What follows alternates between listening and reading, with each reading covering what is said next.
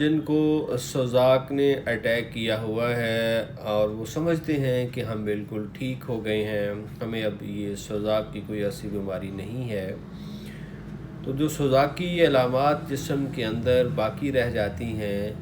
وہ انسان کے اندر اور آنے والے بچوں میں منتقل ہو جاتی ہیں، کہ مرد سے عورت میں منتقل ہوتی ہیں اور عورت سے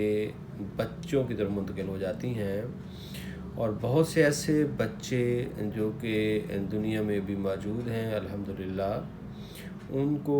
بہت ساری بیماریوں میں مبتلا دیکھا جا سکتا ہے،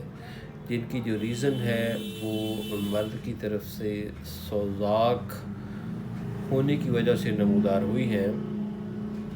یہ سمجھ لیں کہ یہ مردوں کی جو بیماری ہے وہ اپنے بچوں کو گفٹ کر رہے ہیں۔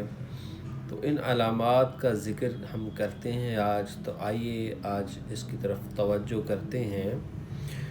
جسم میں جلن، خارش اور سوزشی دانے ہوتے ہیں، خون میں بہت زیادہ جوش ہوتا ہے،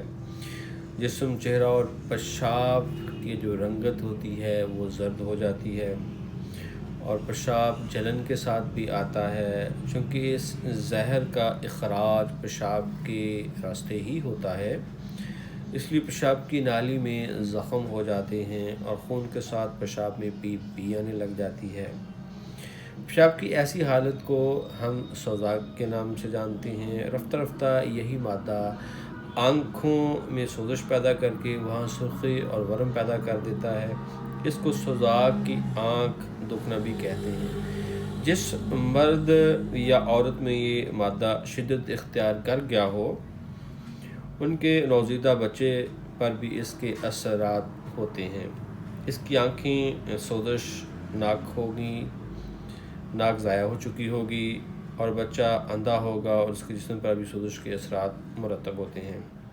جن مردوں کو یہ مرض ہو اس کو اس وقت شادی تک نہیں کرنی چاہیے جب تک